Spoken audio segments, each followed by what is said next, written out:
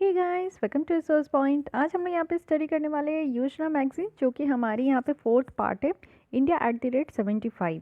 इस बार इस मैगजीन को मैं पूरी डिटेल में यहाँ पे समझा रही हूँ। ये 4 पार्ट आपके आ चुके हैं, मैक्सिमम आपको 2 ही पार्ट देखने को मिलते हैं।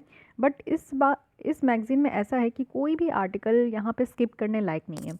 हर आर्टिकल में आपको कुछ ना कुछ चीज़ें ज़रूर देखने को मिलेगा, जो कि आपके प्रीलिम्स और मेंस पॉइंट ऑफ व्यू से बहुत ज़्यादा इंपॉर्टेंट होते हैं। आप किसी भी एग्ज़ाम की तैयारी कर रहे हो, लेकिन ये मैगज़ीन ऐसी होती है जो कि आपको इंडिया के बारे में और इंडिया के स्कीम्स के बारे में आपको रॉ मटेरियल यहाँ पे इस मैगज़ीन के थ्रू आपको प्रोवाइड किया जाता है। ठीक है, तो आई होप कि आप लोग ने तीनों पार्ट्स देख लिया है। अगर नहीं देखा है तो आप लोग बस चैनल को सब्सक्राइब कीजिए। प्लेलिस्ट में आकर आप लोग हर एक मंथ की योजना मैगज़ीन को आप लोग यहाँ पे देख सकते हो। ठीक है, तो चलिए स्टार्ट करते हैं। फिजिकल फेडरेशन तक कल हमने देखा था। आज हम लोग पब्लिक हेल्थ इनोवेशन, इंफ्रास्ट्रक्चर के बारे में, स्पोर्ट्स के बारे में देखेंगे, क्योंकि मिल्खा सिंह के द्वारा ये लिखा गया है। Cinema for a new India के बारे में देखेंगे, एग्रीकल्चर के बारे में थोड़ी बहुत बात करेंगे, और आर्ट एंड कल्चर के बारे में यहाँ पे दिया गया है, तो उसके बारे में भी थोड़ी बहुत बात करेंगे। चलिए स्टार्ट करते हैं हम लोग पब्लिक हेल्थ इनोवेशन के साथ। हमारे यहाँ एक अम्ब्रेला स्कीम आई थी जिसका नाम है आयुष्मान भारत। अम्ब्रेला स्कीम कहने का मतलब है कि एक बहुत बड़ी स्कीम उस फील्ड में, उसके अंदर आपको सब सेक्टर्स देखने को मिलेंगे। सब स्कीम्स होते हैं, छोटे छोटे पार्ट में उस स्कीम्स को जो है डिवाइड किया जाता है। तो आयुष्मान भारत है। तो इसका जो मेन एम था आयुष्मान भारत का, वो है हेल्थ फॉर ऑल। जैसे आप लोग देखते हो कि इस बार जो हमारी सरकार है, उनका यहाँ पे मिशन है कि housing for all, education for all, cleanness for all. तो उसी तरीके से हेल्थ फॉर ऑल है यहाँ पे। सारे लोगों को इर्रेस्पेक्टिव कि वो किस एज के हैं, किस कास्ट से है, किस रिलीजन के हैं, कहाँ से बिलोंग करते हैं, डजेंट मैटर। बस ये मैटर करता है कि आप भारतीय है, इंडिया में रह रहे हो, भारतीय भी नहीं, इंडिया में रह रहे हो, तो आपको यहाँ पे सारे लोगों को यहाँ पे इक्वल ट्रीट किया जाएगा, और हेल्थ पर्सपेक्टिव से सारे लोगों को यहाँ पे एकदम अफोर्डेबल हेल्थ केयर सिस्टम यहाँ पे प्रोवाइड किया जाएगा। ठीक है, इसी के साथ स्टार्ट करते हैं। कोविड-19 को देखते हुए आपको समझ में आ गया होगा कि हमारे कंट्री की हेल्थ केयर सिस्टम कैसी है। कहीं पे आपको देखने को मिला होगा कि कोविड-19 से रिलेटेड इमरजेंसी रूम नहीं बनाया गया। कहीं किसी किसी हॉस्पिटल में बेड्स की कमी देखने को मिली, किसी हॉस्पिटल में आपका क्वारंटीन सेंटर देखने को कम मिला। क्वारंटीन सेंटर भी नहीं, आइसोलेशन सेंटर होता है, आइसोलेशन वार्ड होती थी, हॉस्पिटल में बनाया जाता था। तो आइसोलेशन वार्ड देखने को कम मिला। कहीं पे आपको सही देखने को मिला, कहीं पे आपको कम देखने को मिला। तो इसी के बारे में बात किया जा रहा है। और उस समय जब कोविड-19 था, तो सबसे बड़ी प्रॉब्लम ये थी कि कोविड-19 के अलावा हॉस्पिटल्स जो है कोई और बीमारी के पेशेंट्स को देख ही नहीं रहे थे, चाहे वो प्रेग्नेंट वीमेन ही क्यों ना हो। तो इसको भी देखते हुए यहाँ पे बहुत बड़ी प्रॉब्लम देखने को मिली हमारी कंट्री में कोविड-19 को लेकर। हर एक कंट्री में तो हुआ ही हुआ, लेकिन अब हम लोग पढ़ेंगे भी तो अपने ही कंट्री के बारे में देखेंगे, और उसी के साथ साथ आपको ऑल ओवर द वर्ल्ड के बारे में भी थोड़ा बहुत नॉलेज होना ही चाहिए। तो जो आइडिया है यहाँ पे हेल्थ फॉर ऑल का, ये पूरी तरीके से यूनिवर्सल हेल्थ कवरेज के साथ साथ ये आइडिया आया। यानी कि पूरी तरीके से यूनिवर्सल हमारे कंट्री में हर किसी को यहाँ पे हेल्थ सर्विस प्रोवाइड करनी है, और हेल्थ सर्विस ही प्रोवाइड नहीं करनी है, इसके साथ साथ हमें अफोर्डेबल हेल्थ सर्विस प्रोवाइड करनी है। इसी के साथ हमारा एक कॉन्सेप्ट है जो कि सस्टेनेबल डेवलपमेंट गोल में आपको देखने को मिलेगा। तो सस्टेनेबल डेवलपमेंट गोल जो 3 है हमारा, वो भी यहाँ पे पूरा हो पाएगा, जिसमें कि गुड हेल्थ हम लोग प्रोवाइड करने की बात कर रहे हैं। तो सस्टेनेबल डेवलपमेंट जो गोल है वो टोटल 17 है, और टारगेट रखा गया है 2015 से लेकर 30 तक यहाँ पे कंप्लीट करने का टारगेट है। तो देखते हैं 10 साल और है हमारे पास, किस तरीके से हम लोग काम करते हैं। तो इंडिया में अगर आप लोग देखो, तो यहाँ पे हमारी जो पॉपुलेशन है 1.3 बिलियन पीपल से भी ज़्यादा है। तो यहाँ पे अफोर्डेबल हेल्थ प्रोवाइड करना एक बहुत ही चैलेंजिंग टास्क है। एक अफोर्डेबल के साथ साथ एसेसिबिलिटी भी होनी चाहिए। कहने का मतलब है कि आपको अगर किसी भी तरीके की प्रॉब्लम हो रही है, कम्युनिकेबल डिजीज़ है, नॉन कम्युनिकेबल डिजीज़ है, यानी कि ऐसी डिजीज़ है जो कि एक इंसान से दूसरे इंसान में ना फैले, जैसे कि आपका डायबिटीज़ हो गया, बीपी हो गया। ये ऐसा नहीं है कि टच करने से या फिर साथ में बैठने से या फिर आपके कफ और किसी भी तरीके से स्नीज करने से वो आपका फैलता है, ऐसा बिल्कुल भी नहीं है। तो वो सारी डिजीज़ का भी यहाँ पे आपको एसेस हो पाए, यानी कि अपने एरिया में आपको उस तरीके के डॉक्टर भी देखने को मिले। अगर आपको बेसिक कोई वायरस हो गया, कोरोना वायरस हो गया, या फिर कोई और भी बर्ड फ्लू आज की डेट में चल रहा है, तो इस तरीके के अगर आप लोग इन्फेक्टेड हो जाते हो, तो इसमें क्या है ना कि आप लोग को वो हेल्थ केयर सर्विस प्रोवाइड होना चाहिए, और अफोर्डेबल भी होना चाहिए, बिल्कुल सस्ते रेट में। ऐसा नहीं है कि एक बार आपकी तबीयत ख़राब हुई तो आपके जितने सेविंग्स है वो सब खत्म हो गए, ऐसा नहीं होना चाहिए। हालांकि ऐसे ही होता है आज की डेट में। आप लोग भी देखते हो, आपके फैमिली मेम्बर में किसी की भी तबीयत ख़राब हो जाती है, या फिर तबीयत ख़राब छोड़ी, कहीं पर भी एक्सीडेंट भी हो गया, हाथ पैर कुछ भी टूट गए, तो बस आपको समझ में आ जाता होगा कि फिनेंशियल डिसबैलेंस हो जाता है घर की, है कि नहीं। तो इसी सब को देखते हुए यहाँ पे, जिसको हम लोग आउट ऑफ पॉकेट एक्सपेंडिचर कहते हैं, आउट ऑफ पॉकेट एक्सपेंडिचर, यानी कि आप अपने पॉकेट में मान लीजिए 100 रुपये रखे और आपका जो है तबीयत ख़राब हो गया, तो आपको अगर डॉक्टर के पास जाना होगा तो पहले तो वहाँ पे डॉक्टर की फ़ीस भरनी होती है, उनसे सलाह लेकर उनके जो मेडिसिन दिए जाते हैं वो आपको मेडिसिन लेना होता है, और वो मेडिसिन 1-2 दिन का लिखते नहीं है, 6 दिन से कम का कोई कोर्सेज होता नहीं है, तो नॉर्मली 6 दिन दिया जाता है। तो ये सारी चीज़ों को देखते हुए आपके जो पेट जेब में 100 रुपये थे ना, उससे ज़्यादा आपका 500 रुपया खर्च हो जाता है। और ये क्या होता है, आउट ऑफ पॉकेट एक्सपेंडिचर, यानी कि खर्चा कहाँ से हुआ, तो आप ही की जेब से हुआ, और वो भी एक्स्ट्रा हो गया, सरकार के द्वारा आपको कभी भी हेल्प नहीं किया गया, तो इसको कहते हैं आउट ऑफ पॉकेट एक्सपेंडिचर। अब ऐसा है कि मान लीजिए कि एक हेल्थ कार्ड आपका बन जाता है, जिसके द्वारा आपको अगर कोई भी गवर्नमेंट हॉस्पिटल में आप जाते हो तो वहाँ पे आपका फ्री में इलाज हो जाए, या फिर आपका 50 रुपये में इलाज हो जाए, तो ऐसा भी होना चाहिए। तो इसी को कहा जा रहा है कि अफोर्डेबल यहाँ पे आपका हेल्थ केयर सर्विस प्रोवाइड किया जाएगा। इसी को देखते हुए हमारे कंट्री में आयुष्मान भारत प्रोग्राम लाया गया, जो कि कहा जाता है कि वर्ल्ड का सबसे बड़ा ये हेल्थ सेक्टर में प्रोग्राम है, जिसका एम है कि यहाँ पे 2 pillar of health for all होना चाहिए। सबसे पहला क्या है कि प्राइमरी हेल्थ केयर सर्विस, जैसे आपको जुकाम वगैरह होता है, आपको फीवर होता है, तो आप कहाँ जाते हो, डॉक्टर के पास जाते हो। नॉर्मली वो क्या करते हैं कि आपको देखते हैं कि हाँ फीवर वगैरह है, तो आपको जो है दवा ववा दे के ठीक कर देते हैं। उसके बाद क्या है कि आपका यहाँ पे health care, primary health care service जो है ना, इसमें आपको 1.5 लाख हेल्थ और वेलनेस सेंटर्स देखने को मिलेंगे, जिसको कि सेटअप किया जाएगा, जो कि हर एक कोने कोने में होगा। यानी कि आपको 1 घंटा का ट्रैवल करके कहीं डॉक्टर के पास जाने की ज़रूरत नहीं है। अगर आपको कॉमन, जैसे आज की डेट में इतना ज़्यादा ठंड है, तो अगर ठंड लग गई है तो आप लोग तुरंत डॉक्टर के पास जा सको, तो ऐसा हेल्थ एंड वेलनेस सेंटर्स जो है इस्टेब्लिश किया जाएगा, जिसमें कि एसेंशियल वहाँ पर आपको ड्रग्स भी मिलेंगे। अब ऐसा नहीं है कि दवा ढूंढने के लिए आपको पूरी दौड़ लगानी पड़े इधर उधर, आपके सिटी में कहीं पे भी, आप गांव वगैरह में भी रहते हो, तो ऐसा नहीं है कि आपको शहर आना पड़े मेडिसिन लेने के लिए। कई बार आप देखते हो कि जो गांव के लोग होते हैं उनको वहाँ पे अच्छे डॉक्टर्स अवेलेबल नहीं होते, तो वो क्या करते हैं कि शहर आ जाते हैं। तो शहर आने की ज़रूरत नहीं है, वहीं पे आपको सस्ते रेट में आपको दवाई भी मिल जाएगी और डॉक्टर भी मिल जाएंगे। ये यहाँ पे किया जा रहा है primary health and wellness centres को इस्टेब्लिश करके। तो ऐसा कहा जा रहा है कि 1.5 लाख ऐसा इस्टेब्लिश किया जाएगा। साथ ही आप लोग देखो, यहाँ पे इस प्रोग्राम के तहत हेल्थ कवरेज है, बॉटम से यहाँ पे 40% जो पीपल है हमारे कंट्री में, उनका हेल्थ कवरेज होगा, और जो कि आज की डेट में फिनेंशियल हार्डशिप फेस कर रहे हैं। यानी कि आप लोग देखते हो कि बहुत ही मुश्किल से जो है, जैसे आप लोग अगर बाहर रह के भी स्टडी कर रहे हो, आपके हाथ में, आई एम वेरी सॉरी, आपके हाथ में अगर 2000 है, तो आप लोग सोचते हो कि चलो 500 यहाँ पे सेव कर लेते हैं, क्या पता इमरजेंसी के केस में आपको इस्तेमाल करने के लिए यूज़ हो सके, तो इस्तेमाल करने में आए। तो आप लोग क्या करते हो कि अगर मान लो कि आप लोग को कुछ भी दिस डैट हो जाता है, कुछ भी तरीके की बीमारी होती है या एक्सीडेंट हो जाता है, तो 500 क्या आपके 2000 भी खर्च हो जाते हैं। तो उससे फिर आपको थोड़ा दिक्कत होता है, आप कहीं ना कहीं कटौती करते हो, मे बी अपने खाने पीने में कटौती करते हो, किसी भी तरीके से आप लोग बुक्स वगैरह नहीं परचेस करते हो, सोचते हो नेक्स्ट मंथ कर लेंगे जब पैसे आएंगे। तो ये फिनेंशियल हार्डशिप हमारे कंट्री में सिर्फ बच्चों के साथ और बूढ़े के साथ, महिलाओं के साथ ही नहीं है, हर एक तरीके के लोगों के साथ है। तो इस चीज़ को दूर करना बहुत ज़्यादा ज़रूरी है, क्योंकि लोग इसी में फंसे रह जाते हैं, अपने काम पे फोकस कब करेंगे, तरक्की कब करेंगे। तो ऐसे लोगों को यहाँ पे ट्रीटमेंट प्रोवाइड करना है, और यहाँ पे रखा गया कि ऐसे हमारे यहाँ 53 करोड़ बेनिफिशरीज है, जिनको यहाँ पे आयुष्मान भारत के हिसाब अंडर उनको इतना बेनिफिशरीज होंगे, जिनको यहाँ पे इस तरीके का जो फिनेंशियल हार्डशिप देख रहे हैं, उनको फ्री ऑफ कॉस्ट यहाँ पे ट्रीटमेंट प्रोवाइड किया जाएगा। ठीक है, साथ ही साथ यहाँ पे कहा जा रहा है, और भी चीज़ें देखते हैं। तो ये आप लोग समझो कि ये आयुष्मान भारत के बारे में बात की जा रही है। इसी के साथ आप लोग देखो कि जो आयुष्मान भारत है, यहाँ पे वो सारे स्टेप्स दिए गए हैं जो कि यूनिवर्सल हेल्थ कवरेज को अचीव करने के लिए लेना चाहिए। यानी कि जैसे आप लोग को एग्ज़ाम क्लियर करने के लिए जो भी स्ट्रैटेजी अपनानी होती है, आपने अगर स्ट्रैटेजी अपनाया, इट मीन्स कि आप श्योरली अपने एग्ज़ाम को क्लियर करोगे। उसी तरीके से यहाँ पर भी कहा जा रहा है कि इस स्कीम में, जैसे कि कहा जा रहा है कि यूनिवर्सल हेल्थ कवरेज है, तो उसके लिए सारे स्टेप्स यहाँ पर लिए जा रहे हैं। इसके अलावा भी आपको देखने को मिलेंगे कि बहुत सारे ऐसे प्रोग्राम हैं जो कि डिज़ाइन किए गए हैं कि हमारे कंट्री में जो भी हेल्थ इश्यूज़ है उसको एड्रेस किया जाएगा, और वो भी हमारे नेशनल हेल्थ मिशन, जो कि हमारे गवर्नमेंट ऑफ इंडिया के द्वारा लाया गया है, उनके तहत बहुत सारे हेल्थ इश्यूज़ को भी यहाँ पे कवर किया जाएगा।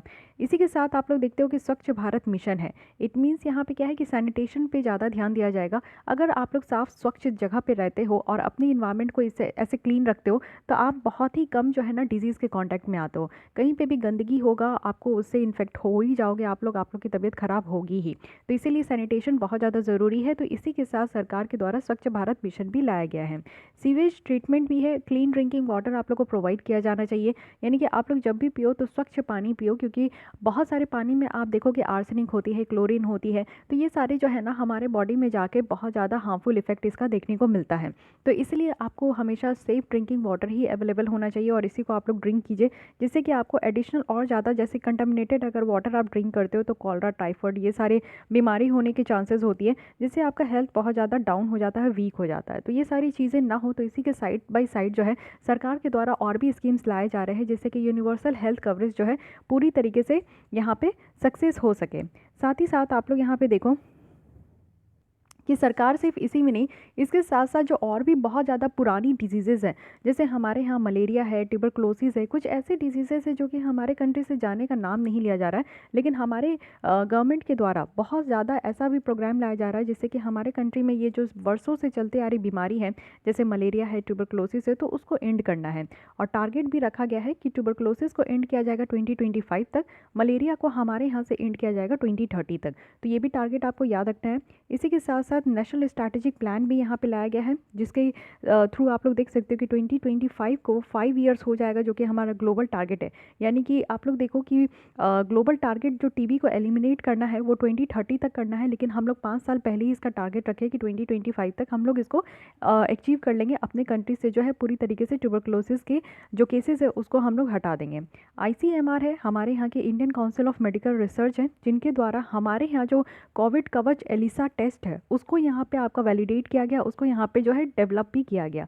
तो पहले आज के डेट में तो वैक्सीन की बात हो रही है, आज से जो है आपकी वैक्सीनेशन भी स्टार्ट हो जाएगी, लेकिन इससे पहले जो है जब हमारे यहाँ कोरोना वायरस आया तो उस समय जो है यहाँ पे ICMR के द्वारा कोविड कवच एलिसा टेस्ट है, ये हमारा एंटीबॉडी डिटेक्शन करेगी हमारे वायरस में। तो इससे जो है पता चलेगा कि आपको जो है कोरोना वायरस हुआ है कि नहीं हुआ है। इसमें क्या है कि ये बहुत ही ईजी टू यूज़ है, रिसोर्स लिमिटेड यहाँ पे सेटिंग्स इसमें आपको देखने को मिलेगा। साथ ही साथ ये हमारा तो एक इनोवेशन है, साथ ही साथ कोविड वैक्सीन भी हम ही ने डेवलप किया, एक एफोर्डेबल हम लोग के यहाँ जो है PPE किट आपको देखने को मिलता है, मास्क भी देखने को मिलेगा, वेंटिलेटर्स है, रेस्पिरेटरी जो हेल्प चाहिए वो भी यहाँ पे आपको देखने को मिलेगा। तो हमारे यहाँ जो है जितनी भी चीज़ों की ज़रूरत होती है हेल्थ को ध्यान में रखते हुए, तो वो सारी चीज़ों की मैन्युफैक्चरिंग हमारे कंट्री में अब हो रही है। इसी के साथ साथ आपको ये भी पता होना चाहिए कि PPE किट के मामले में जो हम लोग की PPE किट थी उसको मैन्युफैक्चर करने के मामले में हम लोग वर्ल्ड में सेकंड नंबर पे आते हैं। यानी कि पहले तो हमारे यहाँ मैन्युफैक्चरिंग सेक्टर्स उतनी अच्छी नहीं है, लेकिन जब हम लोग किसी चीज़ पे आन पड़ते हैं ना तो फिर यहाँ पे हम लोग रिकॉर्ड बना के ही छोड़ते हैं। इसी के साथ अभी भी आप लोग देखो, क्योंकि देखते हैं इसमें आगे है कि नहीं, कोविड-19 जो टेस्टिंग इंफ्रास्ट्रक्चर है वो हमारे कंट्री में वो भी स्टार्ट हो चुका था। जनवरी 2020 में ही आपने देखा था कि इंडिया में सिर्फ एक लेबोरेटरी था जो कि कोविड-19 को टेस्ट कर रहा था, और नेशनल इंस्टीट्यूट ऑफ वायरोलॉजी जो कि यहाँ पे आपका पुणे में है।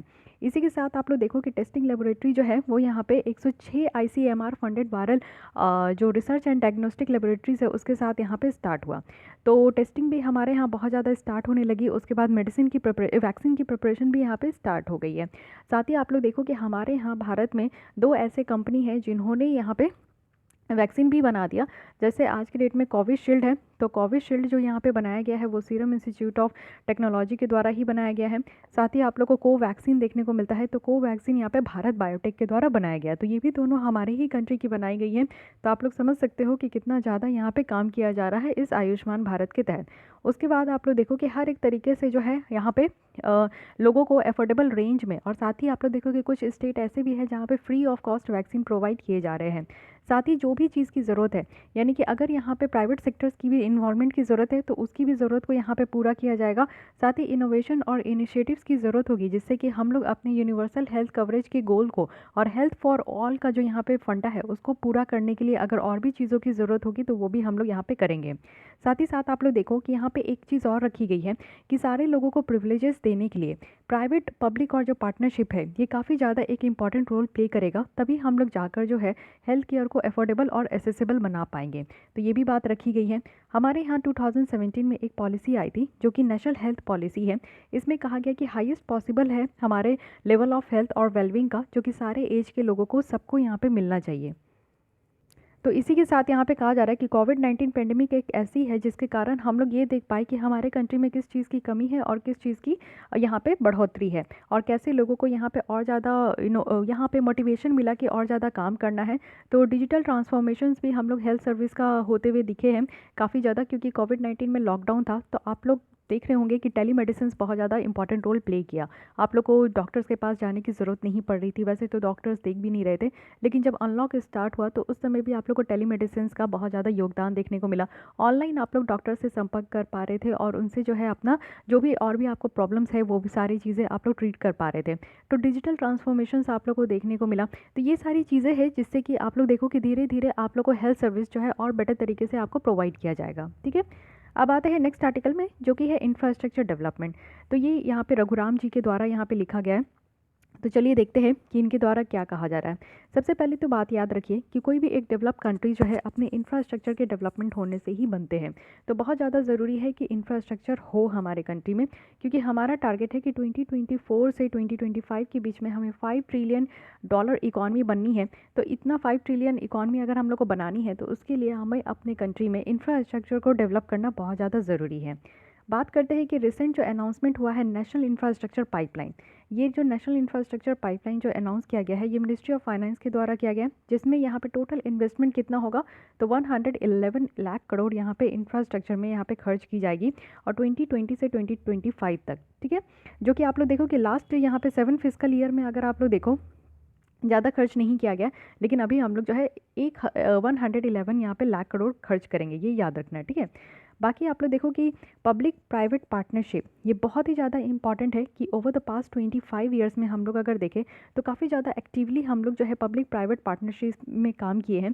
देखिए, पब्लिक प्राइवेट पार्टनरशिप अगर मिल के काम करती है ना तो यहाँ पे कोई भी काम बहुत फास्ट तरीके से होता है, क्योंकि पब्लिक सेक्टर्स में देखिए गवर्नमेंट का सपोर्ट होता है तो अप्रूवल सारी चीज़ों के लिए आसानी से मिल जाती है।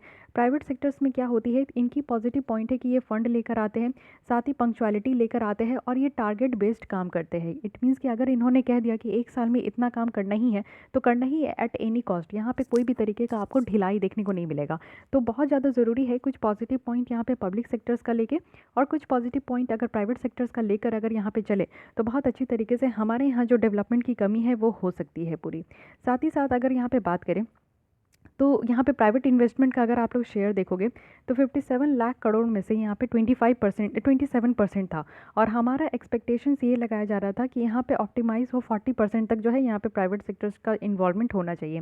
लेकिन आगे आने वाले दिनों में आप लोग को जो ये नेशनल इंफ्रास्ट्रक्चर पाइपलाइन है इसमें हम लोग को 21% तक और ज़्यादा यहाँ पे साथ देने का बात किया जा रहा है। इंफ्रास्ट्रक्चर का मतलब क्या होता है, इंफ्रास्ट्रक्चर की अगर हम लोग मतलब देखें तो कहने का मतलब है कि इंफ्रास्ट्रक्चर सेक्टर्स जो कि आपको डिफरेंट डिफरेंट फील्ड में देखने को मिलेगा। जो एनर्जी है, हमें आज की डेट में सोलर पैनल लगाने की बात करते हैं, हम लोग कहते हैं कि रिन्यूएबल एनर्जी पे हम लोग शिफ्ट होंगे, क्योंकि हमारे यहाँ पूरी तरीके से सोलर एनर्जी आती ही है, सूरज की रोशनी आती है, तो क्यों ना हम लोग उसका बेटर इस्तेमाल करें। तो यहाँ पर रिन्यूएबल एनर्जी पे शिफ्ट होने की बात की जाती है। लेकिन बात ये आता है कि आप लोग देखो कि सोलर पैनल लगाने के लिए सबसे पहले स्पेस होना चाहिए, स्पेस होना चाहिए। स्पेस जब तक नहीं होगा, ज़मीन जब तक नहीं होंगे, तब तक ये इंफ्रास्ट्रक्चर आपका क्रिएट नहीं किया जा सकता है। तो सबसे पहले आप लोग देखो कि ज़्यादा से ज़्यादा अगर हम लोग सोलर पैनल लगाते हैं तो हम लोग यहाँ पे रिन्यूएबल एनर्जी की जो टारगेट है कि 2022 तक हम लोग को 175 गीगावाट तक यहाँ पे अचीव करना है, तो वो हम लोग कर सकेंगे।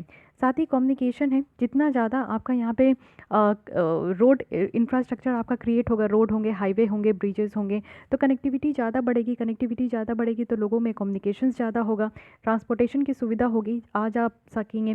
जैसे आप लोग देखते हो कि रोहतास टनल का जो इनॉग्रेशन किया गया वो क्यों किया गया, क्योंकि इतनी ज़्यादा अभी आप लोग देख रहे हो कि जम्मू एंड कश्मीर में जो टेम्परेचर है -8 डिग्री सेल्सियस है, तो वहाँ पे सारी चीज़ें तो बर्फ़ में ढक गई है। उसी तरीके से बर्फ़ को काट के, पहाड़ को काट के इस तरीके से रोहतांग टनल बनाना, अटल टनल बनाना, इसमें क्या होता है कि इस समय में, इस मौसम में जो है ना, कहीं से भी ट्रांसपोर्टेशन में प्रॉब्लम देखने को नहीं मिलेगी, क्योंकि अवरुद्ध हो जाता है ना, नेशनल हाईवे क्लोज़ करना पड़ता है, सड़कों में आप देखोगे कि बहुत बड़े बड़े बर्फ़ की जो है सिल्लियाँ बन जाती हैं। तो इस तरीके के टनल बना देने से क्या होता है कि एक तो टाइम की बचत होती है कि जो 3 घंटे में पहुँचते थे वो 40 मिनट में आप पहुँच सकते हो। साथ ही जो हाईवे वगैरह क्लोज़ हो जाता है, इस टनल में किसी भी तरीके का प्रॉब्लम नहीं है, ट्रांसपोर्टेशन चलते रहेगा। तो ऐसी इंफ्रास्ट्रक्चर की हमें ज़रूरत है, जहाँ पे भी इस तरीके की इंफ्रास्ट्रक्चर की ज़रूरत है तो हमें बनाना होगा। हाउसिंग यहाँ पे प्रोवाइड करनी है, सारे लोगों को यहाँ पे घर की सुविधा होनी चाहिए।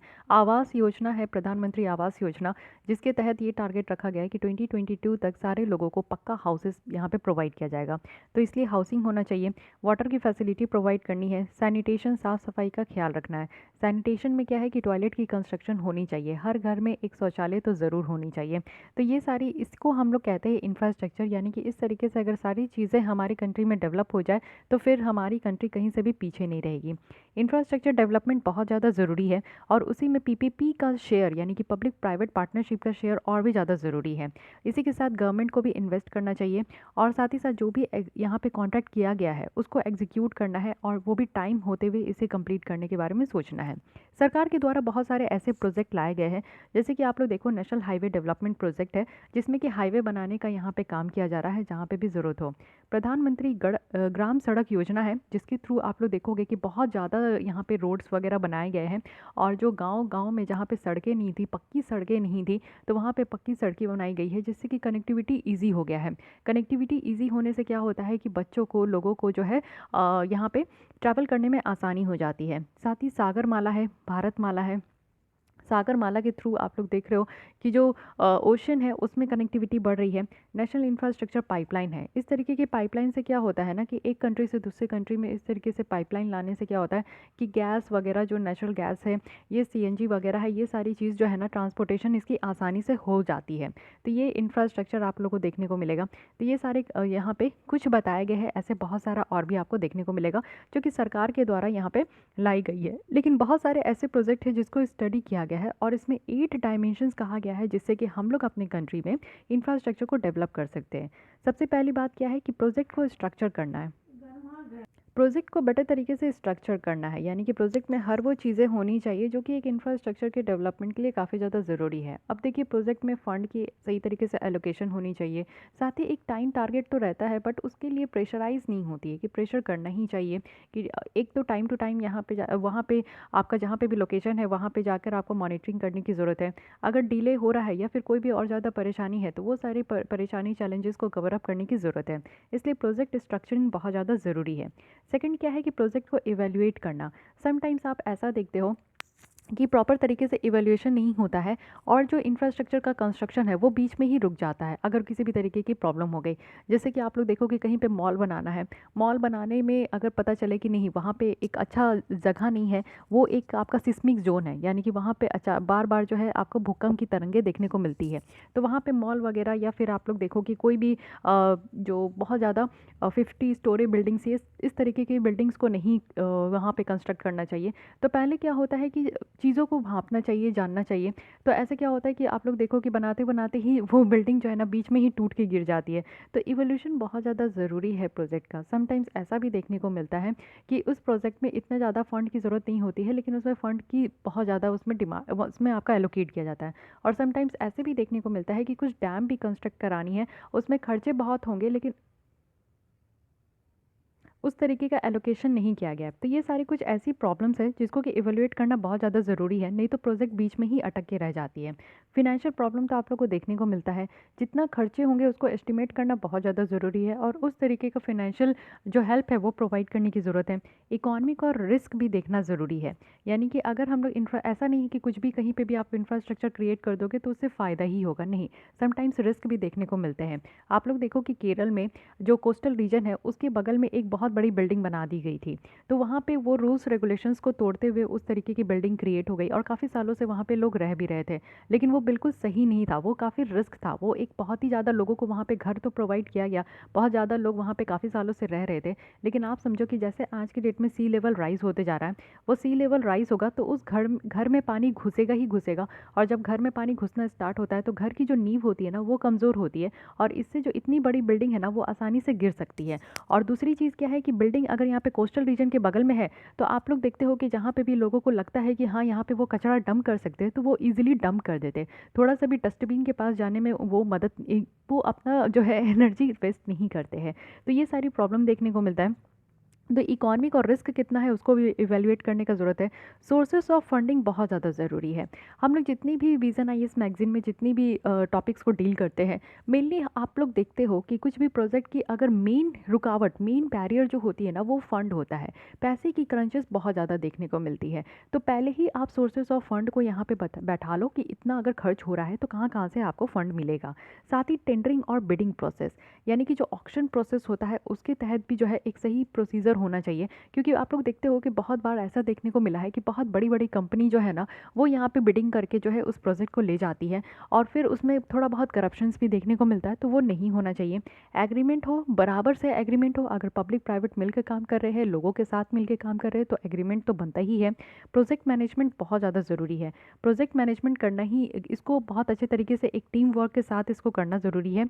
और पोस्ट प्रोजेक्ट इशू, ऐसा नहीं है कि प्रोजेक्ट को पहले से इवैल्यूएट कर लो, सारी चीज़ें कर लो और प्रोजेक्ट स्टार्ट करो तो बीच में कभी भी, जैसे 5 साल का आपका डैम का कंस्ट्रक्शन का टाइम है, तो ऐसा नहीं होगा कि बीच में कहीं भी प्रॉब्लम देखने को मिलेगा। बीच में आपको प्रॉब्लम देखने को मिल सकता है, लेबर की शॉर्टेज देखने को मिल सकती है, या फिर आपको नेचुरल कैलामिटीज़ देखने को मिल सकती है। बहुत तरीके की चीज़ आपको देखने को मिल सकती है। तो उसके लिए भी प्रिपेयर होना है कि अगर प्रोजेक्ट स्टार्ट हो गया है तो बाद में आने वाले इश्यूज़ को भी कैसे टैकल करना है। साथ ही यहाँ पे डिस्प्यूट रिजोल्यूशंस की भी यहाँ पे बात होनी चाहिए कि अगर कोई भी तरीके का डिस्प्यूट अराइज होता है, कोई लेबर को किसी तरीके की प्रॉब्लम हो गई या फिर वहाँ पे आग लग गया, अगल बगल के लोगों को डिस्प्लेस करना पड़ रहा है, तो ये सारे डिस्प्यूट बहुत अराइज होते हैं। तो उनको भी किस तरीके से मैनेज किया जाएगा, इसका भी ध्यान रखना है। तो ये सारे 8 यहाँ पे डायमेंशन बताए गए हैं जिसको यहाँ पे ध्यान में रख कर ही हम लोग इंफ्रास्ट्रक्चर को बेटर तरीके से डेवलप कर सकते हैं। तो इसको आप लोग नोट डाउन भी कर सकते हो। हर एक जगह ये आपको बहुत ज़्यादा इंपॉर्टेंट देखने को मिलेगा, इसमें आप लोग इसको नोट डाउन करके लिख भी सकते हो। ठीक है, तो यहाँ पे हर एक चीज़ में आपको बताया गया कि प्रोजेक्ट स्ट्रक्चरिंग में क्या होना चाहिए।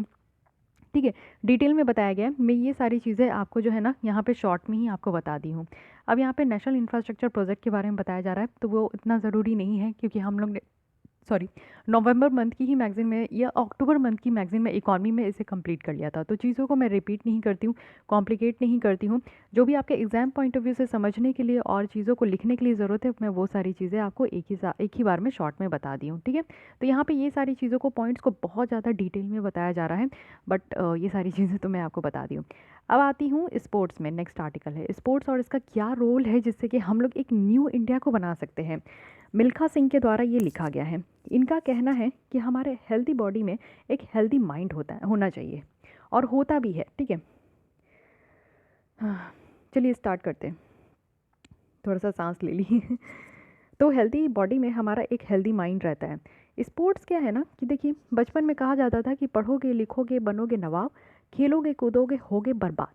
बट ये बिल्कुल स्टेटमेंट ये गलत है। ठीक है, क्योंकि खेलोगे कूदोगे तो रहोगे हेल्दी पढ़ने लिखने के टाइम में हम लोग क्या करते हैं, सिर्फ माइंड का एक्सरसाइज करते हैं और एक जगह पे बैठे रहते हैं। हम लोग खाते पीते हैं फिर भी बैठे हैं, कुछ भी कर रहे हैं तो बैठे हुए हैं, है कि नहीं। बैठे रहने से क्या होता है ना कि हमारे बॉडीज़ में एक्स्ट्रा फैट जनरेट हो जाता है। वो आपका एक्स्ट्रा फैट्स देखने को मिलेगा। आपका कार्बोहाइड्रेट जो है, बैड कोलेस्ट्रॉल है, वो जमने लगता है। हमारे बॉडी में 2 तरीके का कोलेस्ट्रॉल होता है, एक बैड होता है, एक गुड होता है। गुड तो सही है, लेकिन बैड कोलेस्ट्रॉल को हम लोग को बाहर निकालना है और ये बाहर तभी निकलता है जब आप फिजिकल एक्सरसाइज करते हो। जब आप कुछ भी फिजिकल एक्टिविटीज़, सिर्फ ऐसा नहीं है कि सुबह उठ के एक्सरसाइज किए तो वही आपका फिजिकल एक्टिविटीज़ में इंक्लूड हो गया, नहीं। मैं फिजिकल एक्टिविटीज़ समझती हूँ कि आप अपने घर में जितनी भी बड़ी, आप लोग अगर रूम में रहते हो, अगर आप लोग को स्टेयर्स है तो आप लोग ना लिफ्ट को छोड़कर स्टेयर्स का इस्तेमाल कीजिए। अब बहुत ज़्यादा आप थक गए हो, आपके घुटनों में दर्द है, पैरों में दर्द है, तो ही अवॉइड कीजिए। लेकिन आप जितना ज़्यादा स्टेयर्स का यूज़ कर सकते हो उतना स्टेयर्स का यूज़ कीजिए। चाहे आप लोग 3rd फ्लोर में रह रहे हो, 4th फ्लोर में रह रहे हो, या फिर जितना भी, चढ़ने का ज़रूर कोशिश कीजिए। ये आपका फिजिकल एक्टिविटीज़ में, अगर आप लोग एक्सरसाइज नहीं करते हो तो, बट कोशिश कीजिए। मैं अपनी तरफ से आप लोग से रिक्वेस्ट करती हूँ कि मॉर्निंग में उठ के 15 से 20 मिनट जो है अपने बॉडी के लिए ज़रूर दीजिए, क्योंकि पूरा 15 से 20 मिनट जो आप अपने बॉडी के लिए दोगे ना, उसी बॉडी से आप लोग पूरे दिन 24 घंटा काम कराते हो, भले आप लोग 8-10 घंटा सो लेते हो, लेकिन उसके अलावा आप जितना भी घंटे होते हैं वो आप अपने बॉडी से काम कराते हो। तो एटलीस्ट अपने बॉडी को कुछ तो दीजिए, तभी तो आप उतना काम करा पाओगे। कुछ बच्चे कहते हैं कि 6 घंटे बाद पढ़ने के बाद ही वो टायर्ड फील करते हैं। क्यों? आप लोग 6 घंटे में ही आपके सर दुखने लगते हैं और आपको ऐसा लगता है कि अब हार्ट अटैक आ जाएगा, आप इससे ज़्यादा नहीं पढ़ सकते हो। जस्ट इसीलिए क्योंकि आपने अपने माइंड को कुछ दिया नहीं, आपने सिर्फ उससे लिया। गिव एंड टेक प्रोसेस होता है हमारे लाइफ में। हर किसी से अगर आप रिस्पेक्ट दोगे तो सामने से रिस्पेक्ट मिलेगा, प्यार दोगे तो प्यार मिलेगा, गुस्सा नफरत दोगे तो नफरत ही मिलेगा। तो इसीलिए गिव एंड टेक जो ये पॉलिसी है ना, ये आप लोग को अपने बॉडी के साथ भी करना चाहिए, लेकिन ये चीज़ें हम लोग भूल जाते हैं। तो वही इनके द्वारा बताया गया है। ये बताते हैं कि जब ये सुबह सुबह मॉर्निंग में वेकअप करते हैं, उठते हैं, तो सबसे पहले ये भगवान को थैंक गॉड कहते हैं कि चलिए आज का दिन भी इनको देखने को मिला। और ये स्पोर्ट्स को भी थैंक गॉड कहते हैं क्योंकि ये अपने आप को बहुत लकी समझते हैं।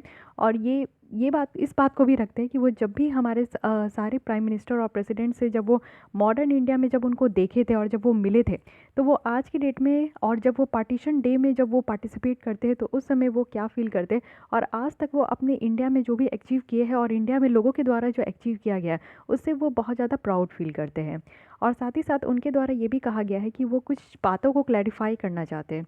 उनको ऐसा लगता है, यानी मिल्खा जी कहते हैं कि वो ऐसा सोचते हैं कि स्पोर्ट्स बहुत ज़्यादा ज़रूरी है हमारे नेशनल डेवलपमेंट के लिए। इसके पीछे वो बहुत ज़्यादा जो है ना तर्क वितर्क भी दिए हैं, वो यहाँ पे रीजंस भी दिए हैं। अगर वो बोलते हैं कि बायोलॉजिकल अगर हम लोग देखें तो हमारा बॉडी जो डिज़ाइन किया गया है ना वो फिजिकल एक्सरसाइज के लिए किया गया है। जैसे हम लोग को हंटर करना चाहिए, गैदरिंग करना चाहिए। आप लोग देखोगे कि पास्ट में जो है लोग खाना कैसे खाते थे, पैसे थोड़ी होते थे पहले के ज़माने में। पहले के ज़माने में आरबीआई थोड़ी था, आरबीआई तो बाद में इस्टेब्लिश हुआ ना। तो उस समय आरबीआई नहीं था तो पैसा कौन छापेगा, पैसा कौन देगा, तो पैसा था नहीं। तो लोग क्या करते थे, जंगल में जाकर जानवरों को मार कर उनको खाते थे। तो उनमें जो है उनका फिजिकल एक्सरसाइज होता था। और साथ ही साथ हमें जो है ना अपने वाइटल ऑर्गन फंक्शंस के साथ भी एक्सरसाइज करना चाहिए। हमारे जो इतने बॉडी में ऑर्गन आपको देखने को मिलते हैं, जैसे आप लोग कार का बॉनेट उठाते हो तो उसमें आपको इतना मशीन्स देखने को मिलता है, वैसे ही आप जब अपने पेट को काटोगे ना, अपने बॉडी के अंदर झाँकोगे तो ऐसे ही आपको मशीन देखने को मिलता है। तो ना कार का बोनेट उठाने के बाद ना मशीन समझ में आता है, ना हमें अपने बॉडी के अंदर का मशीन समझ में आता है। बट कहीं ना कहीं तो आपको समझना ही पड़ेगा, है कि नहीं। फिजिकल एक्सरसाइज ऐसा है ना जिससे कि हम लोग अपने जो डिजीजेस जिस जिस कारण से होती है उसको हम लोग कम कर सकते हैं। साथ ही साथ ऐसा कहा जा रहा है इनके द्वारा, जो भी बातें यहाँ पे लिखी है ये अपनी बातें बता रहे हैं।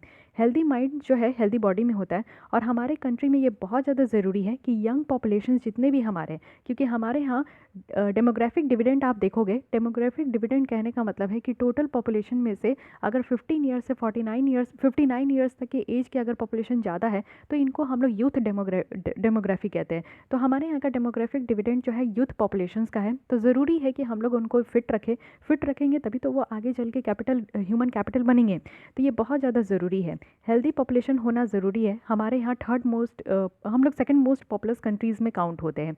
तो कोई बात नहीं, अगर हम लोग मोस्ट पॉपुलस कंट्रीज़ में काउंट होते हैं तो हमें इसे पॉजिटिव वे में लेना चाहिए। पॉजिटिव वे में तभी लेंगे जब हम लोग इसके लिए इसके पीछे काम करेंगे। तो इनका ये कहना है कि सबसे पहले हमारे यहाँ के जितने भी यूथ हैं ना उनको फिट करने के लिए सोचना होगा। और फिट करना यानी कि जब हम लोग फिजिकल एक्सरसाइजेज करते हैं तो उससे क्या होता है कि हमारा बॉडी ब्लड सर्कुलेट होता है। जब ब्लड सर्कुलेट सही तरीके से होता है ना, बचपन में आपने पढ़ा ही होगा कि ये हर्ट है, हर्ट तो आप लोग अभी बनाना ऐसा सीखे हो। बचपन में तो ऐसा नहीं बनाते थे, बचपन में तो कुछ अलग सा ऐसे करके बनाते थे, है ना। इसमें 4 चैम्बर होता है, आर्टरीज होते हैं, वेंस होते हैं। तो इसमें आप लोग हमेशा देखते हो कि हर्ट का काम क्या है कि पूरे बॉडी से जो है ना गंदा ब्लड लाना और हर्ट से अच्छा ब्लड लेकर जाना, ठीक है, पूरे बॉडी में फ्लो कराना। इसी बीच जो है ऑक्सीजन भी हमारे पूरे बॉडी में जाता है और गंदा कार्बन डाइऑक्साइड आता है, फिर वो छन के जो है हमारे हर्ट से वो ब्लड हमारे साफ ब्लड जो है हमारे बॉडी में जाता है। तो ये चीज़ें तब अच्छे तरीके से होगी ना जब हम लोग अपने बॉडी को कुछ एक्टिविटी में रखेंगे, कुछ हम लोग जो है अपने बॉडी को एक्सरसाइज कराते रहेंगे, कुछ हम लोग वॉक करेंगे, कुछ योगा करेंगे, जिससे कि ये सारी चीज़ें जो है बिल्कुल सही होती है। इनके द्वारा ये भी बताया गया है कि हमारे जो पीएम मोदी जी है वो भी बहुत ज़्यादा एक्सरसाइज करते हैं। उनके तो बहुत ज़्यादा ऐसे वीडियोज़ भी आपको देखने को मिलेंगे जो कि वो एक्सरसाइज करते हैं, योगा करते हैं, जिससे कि वो फिट होते रहते हैं इस एज में भी। और इनके द्वारा ये बताया गया है कि स्पोर्ट्स जो है ना एक ग्रेट मीन्स है हमारे नेशनल इंटीग्रेशन का। आप लोग देखते हो कि हमारे यहाँ के जितने भी बच्चे जब बाहर जाते हैं खेलने के लिए, इनके द्वारा भी यही चीज़ें बताई गई है कि जब ये बाहर गए हैं, डिफरेंट कंट्रीज़ में गए हैं खेलने के लिए, तो वो ये चीज़ नहीं देखते हैं कि अच्छा ये इंडिया के प्लेयर है, वो ये देखते हैं कि अच्छा ये प्लेयर कितना फिट है, तो ये प्लेयर आया कहाँ से है। ये मिल्खा जी के द्वारा बहुत ही बड़ी बात कही गई है कि लोग फिटनेस पे ज़्यादा ध्यान देते हैं। जैसे मिल्खा सिंह बहुत ज़्यादा फिट थे, ये जब जीते ना तब इनके जीतने के बाद पता चला कि अच्छा ये इंडिया से बिलोंग करते हैं, क्योंकि इनकी फिटनेस पे लोग ज़्यादा गौर करते थे। और फिटनेस के किससे पहचान होता है, तो कंट्री का पहचान होता है। वैसे ही आप लोग दूसरे कंट्रीज़ के भी लोगों को देखते हो जो कि स्पोर्ट्स एथलीट होते हैं, तो उनकी भी फिटनेस से उनकी कंट्रीज़ के बारे में जाना जाता है। तो ये हम लोग देश विदेश में अपनी कंट्रीज़ का प्रचार प्रसार भी कहते हैं। इनके द्वारा ये भी कहा गया है कि काफ़ी प्राइड फील करते हैं जब अभिनव बिंद्रा और यहाँ पे राज्यवर्धन सिंह राठौड़ को गोल्ड मेडल और सिल्वर मेडल मिला था ओलंपिक में। साथ ही पीवी सिंधु जी के द्वारा भी यहाँ पे जो है जीता गया था, और ओलंपिक में इनके द्वारा फाइनल में ये भी जीती थी। जब इंडियन क्रिकेट टीम जब बहुत अच्छा करती है तो हमारा गर्व से हमारा जो है सर ऊंचा हो जाता है, और हम लोग सब कोई एक साथ आ जाते हैं, हमारे कंट्री सब एक साथ आ जाते हैं। आप लोग जब इंडियन क्रिकेट टीम देखते हो तो सब कोई बैठ के साथ देखते हो, और उस समय आपके अंदर उत्साह भी होता है। तो यही चीज़ें कही गई है कि यहाँ पे हमारी कंट्रीज़ का रिकग्निशंस होता है, जो हम लोग रियली डिज़र्व करते हैं कि दूसरे कंट्रीज़ भी हमारे हीरोज़ को जाने, हमारे कंट्रीज़ के जो लोग हैं उनको जाने। तो ये स्पोर्ट्स से देखने को मिलता है। साथ ही इनके द्वारा ये देखिए, ये मिल्खा सिंह है, ये इनका दौर था। मूवी आप लोग ज़रूर देखिएगा, मिल्खा सिंह बहुत ही अच्छी है, बहुत ही इंस्पायरिंग है। आपको ये समझ में आएगा जो लास्ट की जो सीन है ना, जब वो दौड़ने से पहले पूरे ट्रैक को अपने आँखों में बैठा लेते हैं। सो ये होती है एक सक्सेसफुल पर्सन की पावर, कि आप अपनी जो मंजिल है ना उसको आप अपने आँखों के सामने अभी देखो, चाहे आप चार दीवारी के अंदर बैठे हो या कुछ भी कहीं पे भी हो, आपको अपनी मंजिल दिखती रहनी चाहिए, एकदम आपके सामने होना चाहिए क्लियर, और आपको पता होना चाहिए कि आपको उसको कैसे पार करना है, तभी आप सक्सेस हो पाएंगे। ये इनके द्वारा भी ऐसा कहा गया है। साथ ही साथ स्पोर्ट्स जो है ना, ये काफ़ी हमारे फैमिली के लिए भी काफ़ी ज़्यादा ये ज़रूरत है, क्योंकि इससे हमारे फैमिली की भी पहचान होती है, हमारे फैमिली को भी बहुत ज़्यादा ब्लेसिंग मिलता है। इनके फैमिली भी पूरी आज तक जानी जाती है, जो कि ये काफ़ी स्पोर्ट्स को थैंक्स कहते हैं। और ये कहते हैं कि एक दिन ऐसा आएगा कि इंडिया जो है एक हेल्दी पॉपुलेशन होगा, एक अच्छा एटीट्यूड होगा, डिटर्मिनेशंस होगा, कि हम लोग फिर से जो पुरानी हमारी खोई हुई जो ग्लोरी है वो वापस हम लोग यहाँ पे स्पोर्ट्स के द्वारा ही ला पाएंगे। तो इनके द्वारा एक बहुत अच्छी चीज़ कही गई। छोटी बातें बट बहुत ही बड़ी बातें होती है, तो इसको समझने का कोशिश कीजिए कि इनके द्वारा एक ही बात कहा गया कि हर एक हेल्दी बॉडी के पीछे हेल्दी माइंड होता है, और हमारा हेल्दी माइंड भी होता है। इस माइंड को जनरेट करने के लिए हम लोग को फिजिकल एक्सरसाइजेस करना बहुत ज़्यादा ज़रूरी है। देखिए, फिजिकल एक्सरसाइजेस आप लोग करते रहिएगा ना, तो आप लोग एज बढ़ती जाएगी, लेकिन आप लोग की जो कैसे बोलूँ, आप लोग की जो अपीयरेंस है ना वो नहीं बढ़ते हुए दिखेगा, आप लोग यंग दिखोगे। इसीलिए एक्सरसाइज योगा बहुत ज़्यादा ज़रूरी है। नहीं तो फिर क्या है, फिर वही बात हो गई कि शर्मा जी आप तो अदरक हो गए हैं, कहीं से भी बढ़ते जा रहे हैं। यही चीज़ें होगी, लड़कियों में और लड़कों में दोनों में अप्लाई होगा। तो ऐसा मत कीजिए, आप ही का शरीर है, आप ही को भगवान ने आप ही का शरीर दिया है, कोई पड़ोसी का शरीर नहीं है। ये बॉडी आपका है, आपको ख्याल रखना है। आज की डेट में आप ख्याल नहीं रखोगे तो बस वही होगा कि 30-40 के बाद आपको पता चलेगा, जो भी बीमारी, जिस तरीके का बीमारी आपको अटैक करेगा ना, आप समझ जाइएगा कि आप अपना बचपन और अपना जो युद्ध अवस्था था वो आप कैसे अपना लीड किए। वो पता चलता है जब लोगों को बीमारी होती है आगे चल कर, ठीक है। तो प्लीज़ ऐसा मत कीजिए। बीमार जब इंसान होता है ना तो वो मजबूर हो जाता है, ठीक है। बीमारी के साथ मजबूरी आती है, लेकिन मैं आप लोग को यही चीज़ें कहूँगी कि बीमारी के साथ मजबूरी मत लाइए, अपने आप को अभी से हेल्दी रखिए। हर एक दिन आप लोग 10-15 मिनट नहीं दे सकते हो, ये तो बहुत ही अशेम्ड बात है कि 24 आवर्स में आप लोग अपने शरीर के लिए, जिससे आप इतना ज़्यादा काम कराते हो, अपने दिमाग के लिए जिससे आप इतना ज़्यादा काम कराते हो, आप लोग बोलते हो कि मैम करंट अफेयर्स याद नहीं होता। मैम इतना ज़्यादा पढ़ने का कैसे ज़रूरत है, करंट अफेयर्स भी पढ़ो, मंथली मैगजीन भी पढ़ो, न्यूज़पेपर भी पढ़ो, और यहाँ पे ये भी मैगजीन पढ़ो, ये कैसे हो पाएगा? नहीं संभव हो पाएगा। सब कुछ संभव हो पाएगा अगर आप इस तरीके का योगा करोगे, अपने माइंड को कुछ दोगे, खाना पीना अच्छा हेल्दी खाना दीजिए, योगा दीजिए, शांति दीजिए, मेडिटेशन कीजिए, तो आपके अंदर वो ग्रैस्पिंग पावर आ ही जाएगा। आप सारी चीज़ों को याद कर लोगे, सारी चीज़ें पढ़ने की भी शक्ति आ जाएगी, ठीक है। आइए देखते हैं cinema for a new India. Interesting है, ठीक है। थोड़ा सा पढ़ाई से हटकर अब हम लोग यहाँ पे थोड़ी इंटरेस्टिंग टॉपिक पे बात करने वाले। हमारे इंडियन संविधान यानी हमारे इंडियन कॉन्स्टिट्यूशन के जो फ्रेमर्स थे, कहा जाता है कि पूरे वर्ल्ड में बेस्ट है। और आप लोग देखोगे कि पूरे वर्ल्ड में जितनी भी संविधान की सबसे बेस्ट थिंग थी ना, वो सारी चीज़ें हम लोग ने कलेक्ट करके अपने संविधान में इनपुट किया है।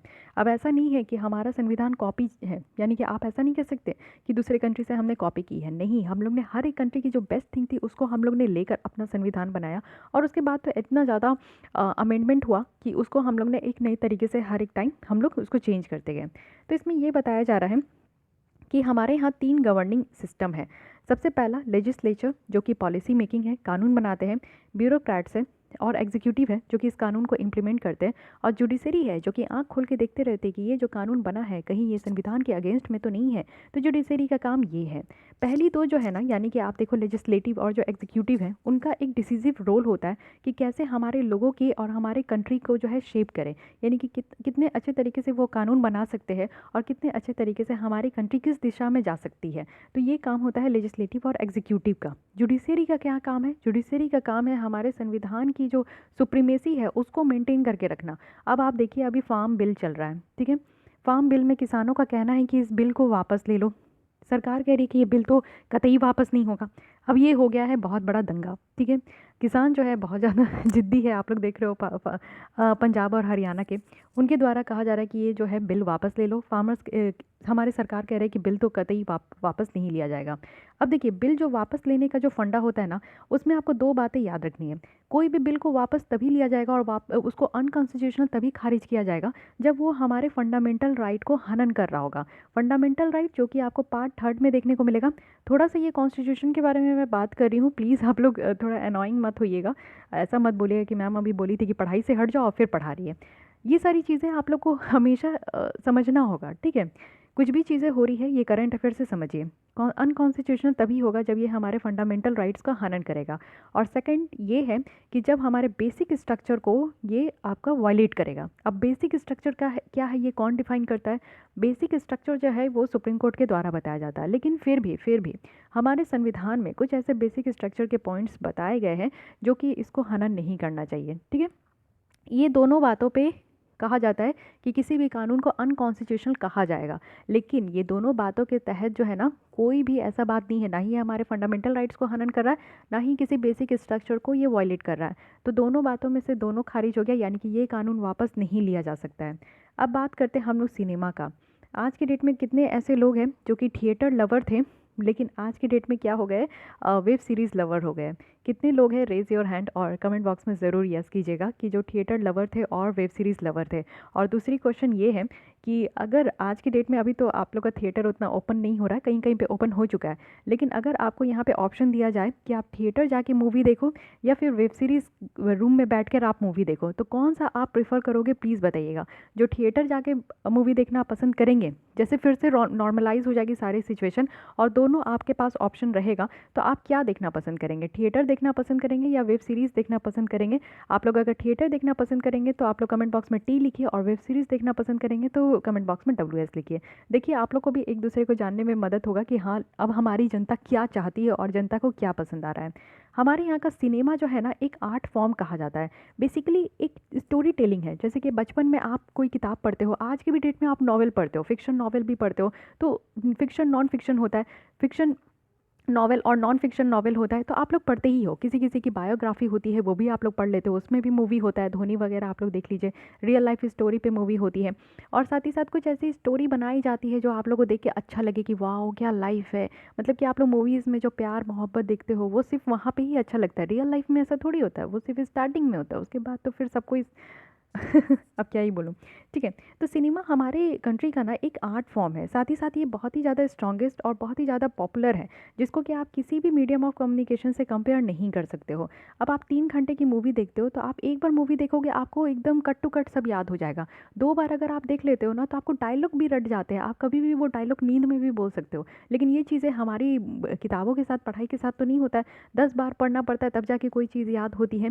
10 बार मैं ज़्यादा बोल दी, लेकिन वही है कि अगर 3-4 बार आप पढ़ोगे तो आपको हमेशा के लिए याद रखना, ठीक है। क्योंकि मूवी आप लोग हमेशा याद रखते हो, कई बार ऐसा होता है कि भूल जाते हो, लेकिन 2-3 बार अगर आप देख लिए मूवी तो वो भूलना नामुमकिन होता है। क्यों? क्योंकि हमारे यहाँ का सबसे ईजीएस्ट मोड ऑफ कम्युनिकेशन होता है और सबसे बड़ा इंटरटेनमेंट का भी साधन है ये। तो हमारे यहाँ 1947 से, जब से हमारा भारत आज़ाद हुआ है, तब से आपको ये मूवीज़ का चलन देखने को मिलेगा। इनिशियल ईयर अगर हम लोग पोस्ट इंडिपेंडेंस के बाद देखें तो यहाँ पे बहुत ज़्यादा जो है इन्वेस्ट किया गया था किस सेक्टर में, एजुकेशन में, शिक्षा में, और कुछ ऐसे रीजन थे जहाँ पे डेवलप करना ज़रूरी था। तो ये आर्ट एंड कल्चर का जो ट्रेनिंग है ना, वो उस समय बहुत कम, उस समय महत्व दिया जाता था जब हमने इंडिपेंडेंस ली थी तब। कुछ सालों के बाद जो है सिनेमा बहुत ज़्यादा प्रचलित हो गया। और कुछ ऐसे सिनेमा भी हैं हमारे कंट्रीज़ में जिसके कारण जो है हमारी थिएटर की जो शान है वो और ज़्यादा बढ़ गई है। अब ये मदर इंडिया है, ये तो आप लोग ने हर कोई देखा होगा। और मदर इंडिया ऐसा है कि हर कोई इस दीवाना हो गया, इस सिनेमा सेक्टर का दीवाना हो गया। उसके बाद तो आप लोग देखो कि बहुत सारे ऐसे मूवीज़ हैं और ऐसे कलाकार हैं जिनको देखने के लिए लोग जो है इतने बड़े बड़े फैंस होते हैं, जिनको देखने के लिए लोग सारे काम छोड़कर बस थिएटर दौड़ के चले जाते थे। स्टोरी टेलिंग जो ट्रेडिशन है वो यहाँ पे आप लोग देखो कि एक स्टोरी का पावर होता है। तो यही चीज़ें बताई गई है कि कुछ ऐसे आप लोग देख सकते हो, महाभारत है, रामायण है, भगवत गीता है, जो कि हमारे टेलीविज़न में भी दिखाया जाता है, इसमें आपको मूवीज़ भी देखने को मिलेंगे। तो ये सारे कुछ ऐसे होते हैं ना जो देख के ज़्यादा याद होता है एज़ कंपैरिजन टू अगर आप महाभारत पढ़ने बैठोगे, बुक अगर उसका पढ़ोगे तो आपको उतना नहीं समझ में आएगा जितना अच्छे तरीके से अगर आप मूवीज़ देख लोगे। इनकी सीरियल्स जो डीडी नेशनल पे आती थी वो अगर आप देख लोगे ना तो आपको ज़्यादा तरीके से याद हो जाएगा। कुछ आप लोग देखो कि ऐसे भी यहाँ पे आपको देखने को मिलेगा, जैसे अकबर है, तो ये प्राइम एग्जाम्पल है क्योंकि अकबर के दौरान जो है आर्ट एंड कल्चर को बहुत ज़्यादा बढ़ावा दिया गया था। एक ग्रेटेस्ट मुगल रूलर कहा जाता है। उनके द्वारा बिरबल को, जो महेश दास थे, उनको यहाँ पे जो है 9 एडवाइज़र्स में रखा गया था, यानी कि बिरबल की खिचड़ी भी आप लोग सुने होंगे। तो कहा जाता है कि एक क्रिएटिव एबिलिटी है, इंटेलिजेंस है, क्विक थिंकिंग है, काफ़ी चीज़ों के बारे में उनके बारे में कहा जाता था। साथ ही साथ आप देखो कि एक मेच्योरिटी भी यहाँ पे देखने को मिलता था कि कोर्ट प्रॉब्लम्स को कैसे यहाँ पे सॉल्व करना है और कुछ पॉलिसीज़ को कैसे बनानी है। ये उस समय फ़िल्मों वगैरह में भी दिखाया जाता था। उसके बाद यहाँ पे कुछ बिरबल की स्टोरीज़ के बारे में जो हम लोग पढ़ते हैं, बिरबल की कहानी, वो भी यहाँ पे आप लोग को देखने को मिलेगा। तो यही सारी चीज़ें बताई जा रही है कि एक सिनेमा का दौर था जो कि हम लोग हर एक धीरे-धीरे क्या हुआ, पहले ब्लैक एंड वाइट था, फिर उसके बाद कलर आया, धीरे-धीरे इसमें आपका लैंग्वेजेस भी बढ़ा, हर एक डिफरेंट लैंग्वेज में मूवीज़ आना स्टार्ट हो गई। साथ ही उसके बाद जो है महात्मा गांधी जी के द्वारा भी कहा गया कि know your land, know your resources, यानी कि अपने ज़मीन को समझो, अपने रिसोर्सेज को समझो। हमारी जो यहाँ पे सिर्फ रीजनल सिनेमा है ना, यहाँ पे गांधीयन लेगेसी का ये हमारे यहाँ घर कहा जाता है गांधी जी का। आप बहुत सारे मूवीज़ में, आप लोग मुन्ना भाई की मूवीज़ में भी देखते हो गांधी जी के बारे में दिखाया जाता है। काफ़ी ऐसी मूवीज़ है जिसमें गांधी जी को भी दर्शाया जाता है और बहुत सारे ऐसे कलाकार हैं जिनको कि दर्शाया जाता है। ठीक है, तो ये रहा यहाँ पे सिनेमा के बारे में छोटी सी बात कही गई है। लेकिन मैं आपसे जो है आज की डेट में जो वेब सीरीज़ चल रही है OTT में, ओपन द टॉप प्लेटफॉर्म में, उसके बारे में भी थोड़ा बहुत इंटरेस्टिंग आपसे पूछ ली। सो आइए अब नेक्स्ट आर्टिकल की तरफ बढ़ते हैं, जो कि है एग्रीकल्चर द रोड अहेड। इसमें भी आपको थोड़ी बहुत चीज़ें पता चलेगी, ज़्यादा नहीं है क्योंकि बेसिक चीज़ें बताई जा रही है कि हमारे इंडिया में जो एग्रीकल्चर सेक्टर है उसकी क्या है और किस तरीके से हम लोग इसको सक्सेस कर सकते हैं। इंडियन एग्रीकल्चर आप लोग को पता है कि हमारे नेशनल इकॉनमी में बहुत ज़्यादा हेल्पफुल होती है। और आज की डेट में आप देखते हो कि हमारे इंडिया की पॉपुलेशन जो है 1.3 बिलियन पीपल से भी ज़्यादा है। तो इनको इतने ज़्यादा पॉपुलेशन को फीड कराना एग्रीकल्चर सेक्टर में बहुत बड़ा बर्डन है। जिसमें से आप देखो कि हमारे यहाँ इतना ज़्यादा पॉपुलेशन है, second most country, populace country में हम लोग काउंट होते हैं।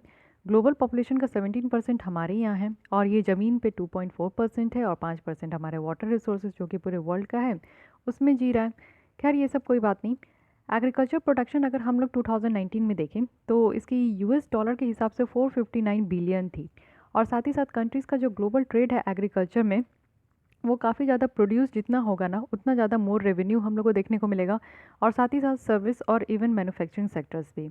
एग्रीकल्चर का अगर जीडीपी आप देखोगे तो 101 बिलियन जो कि 2001 में था, ये आज के डेट में अगर आप देखोगे तो 459 बिलियन डॉलर तक ये बढ़ चुका है, जो कि बहुत बड़ा आप कह सकते हो कि हमारे यहाँ जो एग्रीकल्चर का जीडीपी में जो कॉन्ट्रीब्यूशंस है वो बहुत ज़्यादा बढ़ चुका है। अब ये सारे कुछ यहाँ पे फैक्ट्स और इस तरीके से जो हमारे यहाँ पॉपुलेशन बढ़ते जा रहा है, ये एक बहुत बड़ा चैलेंज है हमारे फूड और न्यूट्रिशनल सिक्योरिटीज़ को लेकर। साथ ही हमारे यहाँ लैंड के ऊपर भी प्रेशर है क्योंकि अर्बनाइजेशन हो रहा है। अर्बनाइजेशन के कारण आप लोग देख रहे हो कि बिल्डिंग्स बहुत ज़्यादा बनाए जा रहे हैं, साथ ही साथ मॉल्स वगैरह का कंस्ट्रक्शंस बहुत ज़्यादा होते जा रहा है, जिसके कारण जो है उतना ज़मीन भी नहीं है हमारे यहाँ जिसमें कि खेती पर्याप्त मात्रा में किया जा सके। साथ ही साथ लोगों की स्टैंडर्ड ऑफ लिविंग भी बढ़ रही है, हैबिट भी चेंज हो रहा है, फूड हैबिट भी आप लोग देख रहे हो कि चेंज हो रहा है। ज़्यादा से ज़्यादा डिमांड है कि एग्रीकल्चर कमोडिटीज़ को ज़्यादा डाइवर्सिफाइड करें। तो ये सारे कुछ चैलेंजेस हैं जिसमें कि आप लोग देख रहे हो कि इसी के कारण जो सॉइल का हेल्थ है वो यहाँ पे कम हो रहा है, जो न्यूट्रिएंट कंटेंट है वो कम हो रहा है। और भी बहुत ज़्यादा आप लोग देखो कि क्लाइमेट चेंज के कारण कुछ जगहों पर ज़रूरत से ज़्यादा बारिश हो रही है, जिसके कारण फ्लड वाली सिचुएशन अकर हो रही है, और बारिश कम हो रही है तो ड्रॉट वाली सिचुएशन अकर हो रही है। तो ये सारी चैलेंजेस बताई जा रही है। ऐसा बताया जा रहा है कि फ्यूचर चैलेंज क्या है, क्योंकि इंडिया का पॉपुलेशन जो है अभी 376 यहाँ पे मिलियन था 1950 में, और ये अब 1.3 बिलियन हो चुका है 2019 में। तो जो इस तरीके का पॉपुलेशन बढ़ते जा रहा है, उससे अभी हमने देखा कि क्या क्या प्रॉब्लम है। तो यूनिसेफ के द्वारा ये बताया जा रहा है कि इंडिया जो है वो 10th स्पॉट में है कंट्रीज़ में, जिसमें कि हाईएस्ट नंबर ऑफ़ अंडरवेट बच्चे हैं, यानी कि बच्चों का जो एज है, बच्चों का जो एज के अकॉर्डिंग उनका वेट है वो बहुत कम है। साथ ही 17 पोजीशन में है जहाँ पे बच्चे शॉर्ट हाइट के हैं, यानी कि अपने एज के अकॉर्डिंग जो बच्चे शॉर्ट हाइट में रहते हैं उनको हम लोग कहते हैं स्टंटेड बच्चे।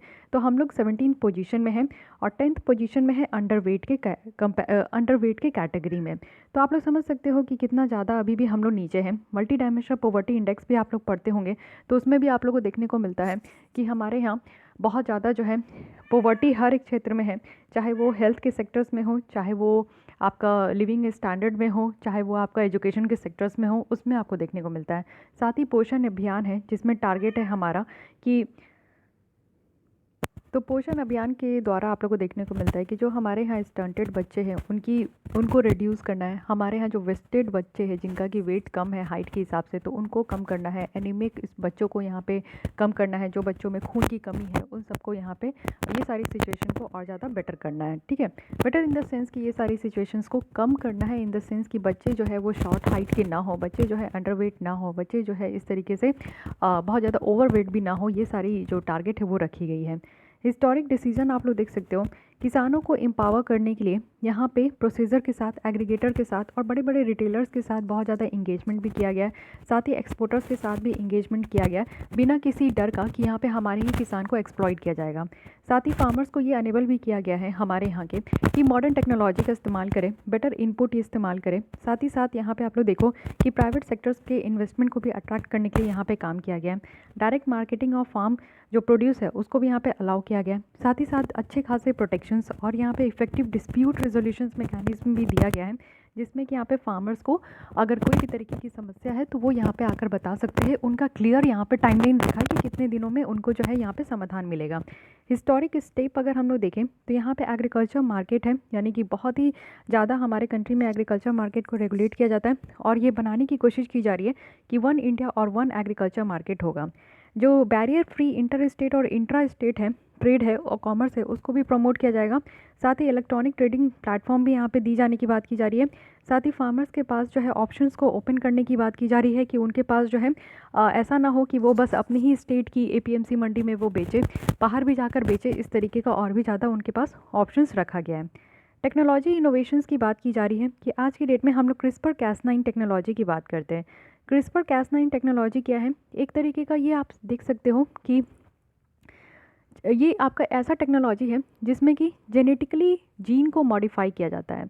अगर कोई भी ऐसी डिजीज़ ट्रांसफ़र हो रही है एक जनरेशन से दूसरे जनरेशन में जो जेनेटिकली हो, जैसे कि आप डायबिटीज़, ब्लड प्रेशर, ये सारी डिजीज़ क्या होती है जेनेटिकली ट्रांसफ़र होती है। तो इसको क्या करना है कि जीन में मॉडिफाई करके जो है इसको जेनेटिकली ट्रांसफ़र होने से रोका जाता है। क्रिस्पर कैस9 है, कैस9 सीज़र है जो कि जीन को कट करती है, मॉडिफाई करती है, इरेज करती है। इस तरीके से इसका काम है। ठीक है, तो आप लोग समझ सकते हो कि हम लोग टेक्नोलॉजी के मामले में कहाँ तक पहुँच चुके हैं। उसी में आप लोग देखो कि फार्मर्स को यहाँ पे काफ़ी ज़्यादा एडवांटेज भी मिलता है ये सारे टेक्नोलॉजी का इस्तेमाल करके, जैसे कि राइस, वीट, मेज़, चिकपी, ग्राउंडनट वाले एरिया में। और साथ ही साथ इसी क्रिस्पर कैस9 के टेक्नोलॉजी को टूल को हम लोग इस्तेमाल करके बहुत सारे क्रॉप वैरायटी जो है ना उसको भी हम लोग क्रिएट कर सकते हैं। ये आप लोग जेनेटिकली मॉडिफाइड ऑर्गेनिजम्स भी कह सकते हो, जीएम क्रॉप भी आप देखते हो। तो वो क्या होता है? जीएम क्रॉप भी होता है जिसके जेनेटिक मटेरियल को मॉडिफाई किया जाता है और एक न्यू तरीके के क्रॉप को बनाया जाता है जो कि पेस्ट रेसिस्टेंस होते हैं। क्लाइमेट चेंज जो आज के डेट में बहुत ज़्यादा हो रहा है उसको वो क्लाइमेट चेंज को मीन्स एक होता है टॉलरेट करने के लिए बनाया जाता है, वाटर कम इस्तेमाल होती है, तो इसलिए जीएम क्रॉप को बहुत ज़्यादा बढ़ावा भी हमारे कंट्री में दिया जा रहा है। लेकिन उसको कहीं कहीं रोका जा रहा है, जैसे बीटी ब्रिंजल को रोका जा रहा था, वो इसलिए क्योंकि वो हेल्थ में कहीं ना कहीं नेगेटिव इम्पैक्ट भी डाल रहे, हेल्थ पर्सपेक्टिव से वो इतना ज़्यादा पॉजिटिव नहीं हो पाए। तो यहाँ पर कहने का मतलब है कि हम लोग जो इतना टेंशन ले रहे हैं कि आगे आने वाले दिनों में हमारे यहाँ और ज़्यादा पॉपुलेशन बढ़ेगा तो हम लोग उतने पॉपुलेशन को कैसे फीड करा पाएंगे, तो सबसे बेटर वे है कि हम लोग को टेक्नोलॉजी का इस्तेमाल करना है। उसमें भी क्रिस्पर कैस9 टेक्नोलॉजी का इस्तेमाल करके हम लोग इस तरीके से फार्मर्स की जो समस्या है उसको दूर कर सकते हैं। साथ ही साथ आप लोग देखो कि रिसर्च एंड डेवलपमेंट में ज़्यादा से ज़्यादा हम लोग को इन्वेस्टमेंट करने की ज़रूरत है। और साथ ही साथ जितना ज़्यादा इन्वेस्टमेंट होगा, प्राइवेट इन्वेस्टमेंट होगा, उतना ज़्यादा जो है हमारे कंट्री के फार्मर्स की जो यहाँ पे स्थिति है वो और ज़्यादा बढ़ेगी। साथ ही एक नया रिफॉर्म लाने की ज़रूरत है और यही रिफॉर्म लाया गया है फार्म बिल के द्वारा। 3 इस बार बिल प्रस्तुत किया गया है, इसको रट्टा मार लीजिए। पहला है the farmer produce trade and commerce protection and facilitation act 2020। Second है यहाँ पे कहाँ चला गया, हाँ, the farmers empowerment and protection agreement on price assurance and farm service act 2020। और थर्ड है यहाँ पे द एसेंशियल कमोडिटीज़ एक्ट 2020। तो ये 3 ऐसे फार्म बिल लाए गए हैं जिसमें कि कहा जा रहा है कि एक मेजर चेंज, एक मेजर रिफॉर्म जो कि एग्रीकल्चर सेक्टर्स में हम लोग को देखने को मिलेगा। देखते हैं कि इसका किस तरीके से यहाँ पे फ़ायदा नुकसान तो बहुत ज़्यादा है, क्योंकि आप लोग देखो कि यहाँ पे क्या है ना कि फार्मर्स को यहाँ पे कॉन्ट्रैक्टिंग फार्मर्स का ही सिर्फ कॉन्ट्रैक्ट फार्मिंग का ही यहाँ पे फ़ायदा नहीं होगा, बल्कि साथ ही साथ कॉन्ट्रैक्ट फार्मिंग क्या होता है कि किसी कंपनी के साथ कॉन्ट्रैक्ट कर लो। मान लीजिए कि पूरे खेत को जो है ना यहाँ पे ख़रीद लिया है लेज़ ने। लेज़ कुरकुरे जो चिप्स बनाते हैं, उन्होंने पूरे खेत को, पूरे विलेज में जो 10 हेक्टेयर्स 20 हेक्टेयर्स खेत है उसको ख़रीद लिया और कहा जा रहा है कि वहाँ पे आलू बोना है, ठीक है। और उससे क्या हो गया कि उस लेज़ वाले कंपनी के साथ जो है वो जितने भी किसान का खेत है वहाँ पे उनका कॉन्ट्रैक्ट हो गया, और वो पहले ही बोल दिए कि यहाँ पे जो वो आलू खरीदेंगे वो 25 रुपये पर केजी के हिसाब से खरीदेंगे। अब मार्केट में इस आलू का उस समय क्या यहाँ पे वैल्यू होगा, नोबडी नोज़। ज़्यादा होगा तो इसको उस हिसाब से ज़्यादा करेंगे, लेकिन कम होगा तो कम नहीं करेंगे, इसी रेट में खरीदेंगे। तो ये होता है कॉन्ट्रैक्ट फार्मिंग। तो कॉन्ट्रैक्ट फार्मिंग से यहाँ पे किसानों को ज़्यादा फ़ायदा होगा। किसानों के पास और भी ऑप्शंस ओपन हो गए हैं कि वो ऑनलाइन ट्रेडिंग भी कर सकते हैं। साथ ही साथ वो और भी कंट्रीज़ के मंडी में जाके बेच सकते हैं, जहाँ पे भी उनको ज़्यादा रिटर्न और ज़्यादा उनको जो है एडवांटेज मिले तो वो ऐसा काम कर सकते हैं। तो बहुत तरीके का आपको देखने को मिलेगा कि इस बिल से फ़ायदा भी है। अब इस बिल में जो किसानों का यहाँ पे डिमांड है कि उनको ऐसा लग रहा है कि उनकी ज़मीन छीन जाएगी, तो ऐसा कहीं भी इस बिल में लिखा नहीं गया है। उनका डिमांड है कि सरकार जो है MSP देती है, मिनिमम सपोर्ट प्राइस, वो रिटर्न में दे दे लेजिस्लेटिव फॉर्म में। तो देखते हैं सरकार इसके लिए क्या स्टेप्स उठाती है। अभी तो मुद्दा सुप्रीम कोर्ट में चल रहा है, तो आप लोग भी देखिए क्या होता है। हम लोग तो विज़न IAS मैगजीन में इसको डिस्कस ज़रूर करेंगे, ठीक है। तो कोई इसमें बड़ी इशू नहीं है। साथ ही साथ इंडियन आर्ट एंड कल्चर के बारे में बात कर लेते हैं। इंडियन आर्ट एंड कल्चर के बारे में बताया जा रहा है कि हमारा इंडिया, अगर आप लोग आर्ट एंड कल्चर को हटा देते हो तो इसके बिना आपको 90% कुछ नहीं देखने को मिलेगा। तो सबसे ज़्यादा वर्ल्ड की लार्जेस्ट डेमोक्रेसी है और इसी में आपको जो आर्ट एंड कल्चर है वो बहुत ज़्यादा देखने को मिलेगा। हमारे यहाँ फेस्टिवल इतने डिफरेंट मनाए जाते हैं। अभी आप लोग देख सकते हो कि पोंगल सेलिब्रेट किया जा रहा था, बिहू सेलिब्रेट किया जा रहा था असम वाले एरिया में, और साथ ही साथ मकर संक्रांति नॉर्थ में आपका सेलिब्रेट किया जा रहा था। तो हर एक एरिया में एक ही दिन में डिफरेंट फेस्टिवल्स भी देखने को मिलते हैं। डाइवर्सिटी है स्किन कलर के, कोई काले हैं, कोई गोरे हैं, कोई बहुत गोरे हैं, कोई सांवले हैं, कोई बहुत ही ज़्यादा हद से ज़्यादा डार्क है। तो हर एक कलर का आपको लोग देखने को मिलेंगे। फेशियल फीचर्स भी बहुत ज़्यादा देखने को मिलता है। अब आप लोग चाइना में ही चले जाओ तो सारे चाइनीज़ आपको लगभग एक ही देखने को मिलते हैं। पता ही नहीं चलता है कि कौन क्या है, किसका क्या नाम है। कोरियन लोग भी आप लोग देखोगे कि एक ही लगभग देखने को मिलते हैं। बट हमारे इंडिया में आपको बहुत ज़्यादा फेशियल फीचर्स भी देखने को मिलेगा। कॉस्ट्यूम भी बहुत तरीके के लोग पहनते हैं। क्विज़िन भी आपको, खाने पीने का भी, आप एक स्टेट से दूसरे स्टेट जाओगे तो आपका टेस्ट बदल जाएगा। लैंग्वेज भी इसी तरीके से बदल जाएगी। बिलीफ भी है, कुछ लोग किसी धर्म को मानते हैं, कुछ लोग किसी बात को मानते हैं, कुछ लोग अपनी मॉडर्न एज के हिसाब से चलते हैं। Rituals, custom, religion, so and so forth आप लोग देखो कि बहुत ज़्यादा है। Dance and craft, folk dance, folk song आप लोग सुनते ही हो, इस सब चीज़ों को याद करते ही हो, जो कि हर एक स्टेट में आपको अलग अलग देखने को मिलता है। तो व्हाट इज़ इंडियन, कहा जा रहा है कि इंडियन क्या है और आइडेंटिटी क्या है जोग्राफिकल बाउंड्रीज़ का। तो इंडिपेंडेंस के बाद से आप देखोगे आज से 75 ईयर्स ओल्ड अगर हम लोग देखें तो इंडिया में काफ़ी सेंचुरीज एग्जिस्ट की है। और यहाँ पे ये बताया जा रहा है कि एक वास्ट यहाँ पे डाइवर्सिटी है, एक वास्ट कल्चर है, जिसको यहाँ पे एक साथ सम्मिलित कर पाना बहुत मुश्किल है। लेकिन फिर भी हम लोग सब कोई एक साथ रह रहे हैं इतनी डाइवर्सिटी के साथ। तो Indian and art and culture अगर देखें तो बहुत अच्छे तरीके से ये ग्रो किया है और पॉसिबिलिटीज़ भी है कि आगे चल के भी ये बहुत अच्छे तरीके से ग्रो करेगा। तो यही सारी चीज़ें बताई जा रही हैं। बाकी ऐसा कुछ नहीं है कि एग्जाम पॉइंट ऑफ व्यू से आपको बहुत ज़्यादा इंपॉर्टेंट है, कुछ यहाँ पर रट्टा मारना है, कुछ फैक्ट्स दिए गए हैं, उस तरीके का कुछ भी नहीं है। ये हमारे इंडियन आर्ट एंड कल्चर की जो है ना, ये बता रहे हैं कि इस इन्फ्लुएंस भी बहुत ज़्यादा आपको देखने को मिलेंगे कि बाहर से जब लोग, हमारे हिस्ट्री में आप लोग ने देखा है कि बहुत सारे ऐसे ट्रैवलर्स यहाँ पे आए थे घूमने, तो उन्होंने देखा कि इतने सारे विभिन्नता है लेकिन फिर भी लोग यहाँ पे कितने अच्छे से रह रहे हैं, कितना ज़्यादा यहाँ पे आर्ट एंड कल्चर कितना डेवलप हुआ है। साथ ही बहुत सारे ऐसे शासक भी हैं जो कि हमारे कंट्री में आर्ट को बहुत बहुत ही जने तक पहुँचा है। आप लोग देख सकते हो, शाहजहाँ की बात करें, जहांगीर की बात करें, अकबर की बात करें, कुछ ऐसे ये लोग शासक हैं जो कि आर्ट एंड पेंटिंग को बहुत ही ज़्यादा तजब्बुत दिए हैं, साथ ही इम्पोर्टेंस दी है। ठीक है, साथ ही साथ आप लोग देखो कि हमारे यहाँ टेम्पल का स्ट्रक्चर भी नगारा डिज़ाइन है, आपका द्रविड़ा डिज़ाइन है, वहारा डिज़ाइन है, तो इस तरीके से देखने को मिलता है। साथ ही साथ बहुत सारे ऐसे टेम्पल है जो कि हमारे यूनेस्को में भी इनलिस्टेड है, हालांकि यहाँ पे वो सारी चीज़ें नहीं बताई जा रही है। बहुत सारी ऐसी पेंटिंग है जैसे कि आप देखो कि महाराष्ट्र की हो गई, मधुबनी पेंटिंग बिहार से हो गई, वारली पेंटिंग महाराष्ट्र से है, गोंड पेंटिंग मध्य प्रदेश से है। तो कुछ ऐसी पेंटिंग है जो कि वर्ल्ड वाइड फेमस है, सिर्फ एक ही जगह फेमस नहीं है।